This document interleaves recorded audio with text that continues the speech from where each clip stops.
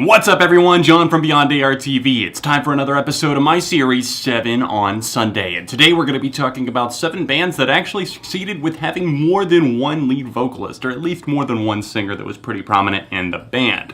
Now, throughout time, this is not something that's been uncommon. Back in the day, in the olden days of Renaissance times, and even way before, we saw choirs where you would have male and female voices, and something about that pairing, and just a lot of people collectively singing was something that people appreciated. So it's definitely no surprise that that kind of trickled into our modern music. As we look at these bands today, I don't want to take it too in-depth, but at the same time I want to provide context as to why I feel like it works for this specific band. And not every band that has multiple singers is necessarily always a good thing. Sometimes one is much better than the other and it's clear, and sometimes it's more of like a boy band or a girl group situation. But rest assured that these are actual bands that we are talking about today, and people that sometimes play an instrument but also sing. So as we go through the list, keep in mind these are just 7 picks that I'm putting out there. They are in no particular order today. I'm not ranking them based on anything, and they're just 7 that I happen to enjoy and want to recommend to you guys. Please be sure to leave a like on this video, stay tuned for future episodes of 7 on Sunday,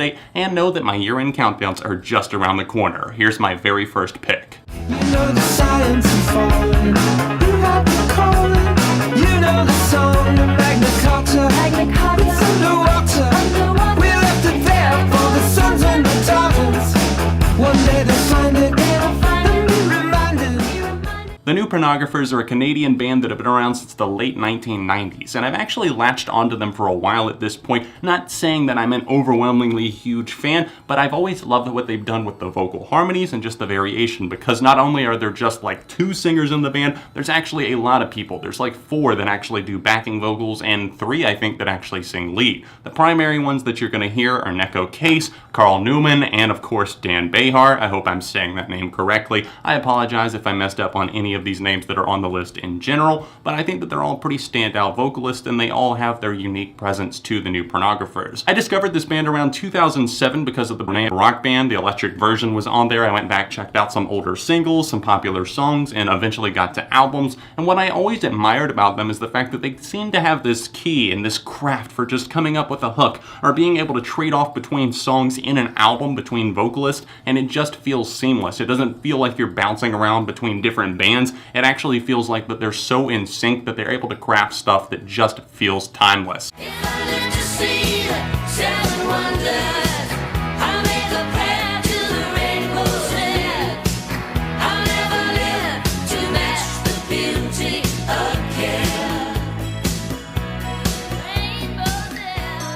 Whenever you think of the classic band Fleetwood Mac, you probably think of one vocalist, and you might think of 2. But right off the bat, let's be honest, you think Stevie Nicks because she's kind of become the face of the band. But obviously there's other members, people who don't necessarily sing, like Mick Fleetwood, and then you have other members that do sing, like Lindsey Buckingham, and obviously Christy McVie. Those are 2 moving parts that made Fleetwood Mac, I feel like, so successful, and the way that they're able to rotate in songs. It's something where you could see Stevie just selling it to us on one song like Landslide, and then Christy coming in on another moment, or even Lindsey Buckingham doing backing vocals along with his impeccable guitar work. It's something that I've always really just loved about them because you get such a variety whenever you listen to their music. Fleetwood Mac have certainly had their ups and downs. They've had lineup changes. You know, Stevie Nicks has been out before. Christy McVie's been in and out a couple of times, and she originally joined as a replacement for somebody in 1970 because they had someone who was having trouble with their mental health, and obviously Christy McVie being married to the bassist of Fleetwood Mac, that kind of worked out perfectly for them, and she came in and really started bringing this unique touch and pattern with her vocals,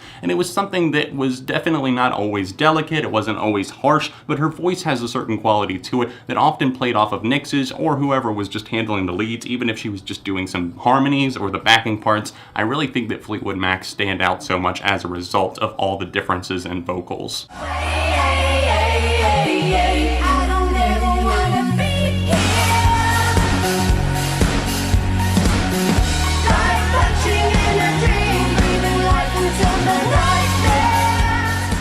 Another band I wanted to mention today is the Naked and Famous. They're from New Zealand and they have two vocalists, one more primary than the other, the female vocalist being Alyssa Zyalith, I hope I'm pronouncing that right, and then we have Tom Powers. They're both, like I said, New Zealand born, but you would never hear it whenever you hear them sing. It's just a very smooth, sultry vibe. And Alyssa's voice is more uplifting, I feel like it brings out a different spirit, and they are kind of what Churches has in a way, because Churches has Lauren Mayberry, the lead vocalist, and then you've got somebody like Ian Cook coming in and doing backing vocals and that sort of thing. Actually, I believe it's Martin that does the backing vocals in that band. And then you've got Tom kind of balancing out Alyssa's voice by, on some of the tracks like deep cuts in the album, or maybe even other parts like backing vocals or mid-sections in songs, he comes in and provides kind of a grounded feel, where it feels like he's in a haze, partially, but not really, because he's also bringing something unique to the track. And I really like how they've always been able to combine their creative spirits, and while it's not always perfection whenever it comes to every single song, it's like whenever he pops up, I like the variety.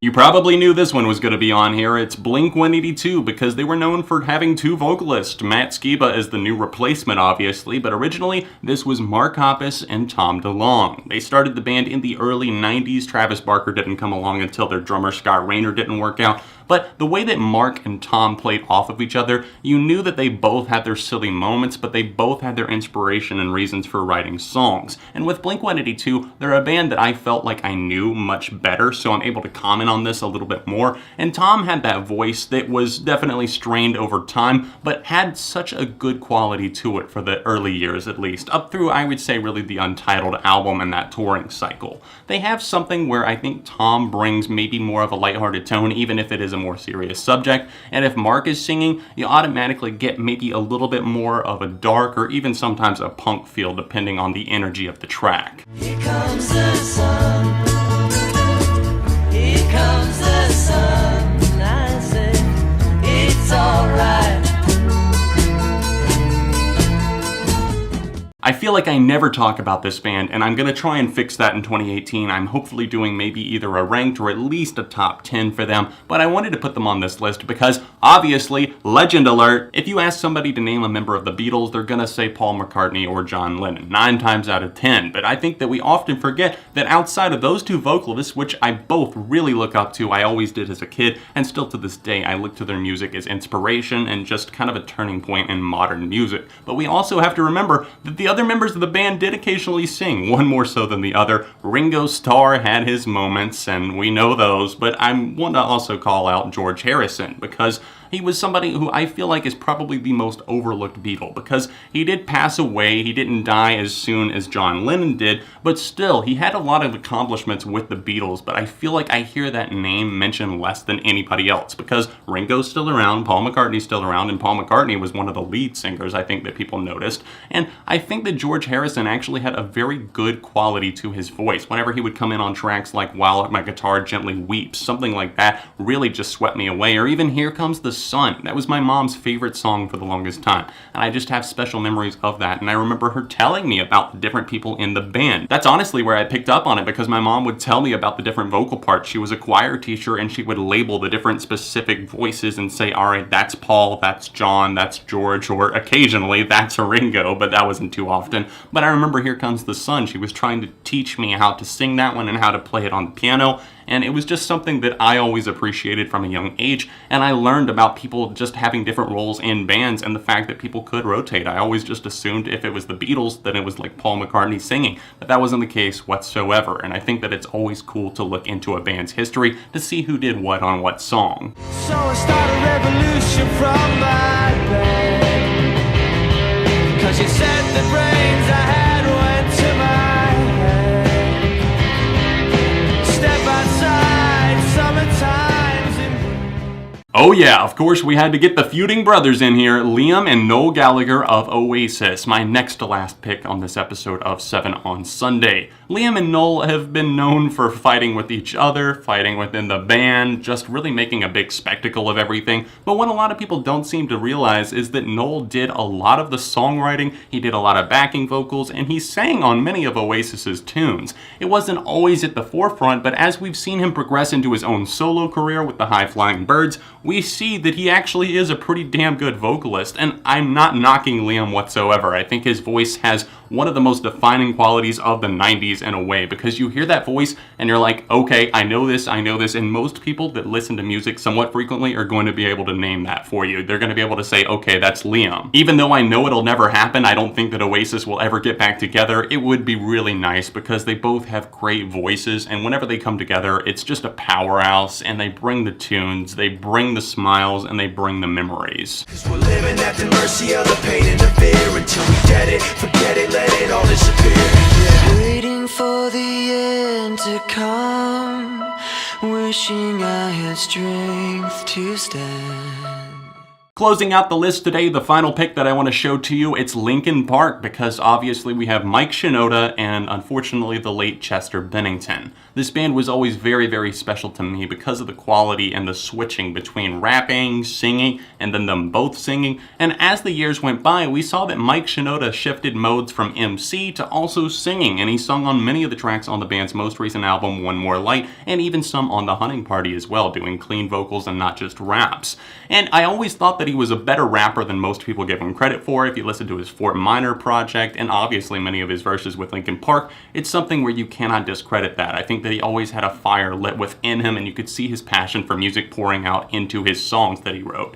And then we have Chester Bennington, somebody with one of the best voices in rock of the 21st century. Right around 2000, whenever they landed and took off with Hybrid Theory, you instantly knew that voice. And as he evolved through the years, we just saw that voice unleash. Whether it be hurt, whether it be hope, and sending out a certain message to somebody, he always got it across in the way that he wanted to. And that's why I respect him so much, and still obviously miss him so very much. What do you think about bands that have more than one singer? Do you love them? Do you hate them? Do you like the ones that just come in and do backing vocals? Or you like somebody that has like 2 or 3 vocalists that take turns in the spotlight? Let me know in the comment section down below, and while you're here, please drop a like on the video. Like I said, lots of year-end countdowns on the way, along with more episodes of SOS, track reviews, song reviews, so if you're new, please subscribe to the channel. If you're able to support me on Patreon, it's this annotation over in the corner right here. You can see all the episodes of SOS right over here, or catch up on a recent video right over here. All of my socials are in the description down below. Other than that, I'll see you very soon right here on Beyond ARTV.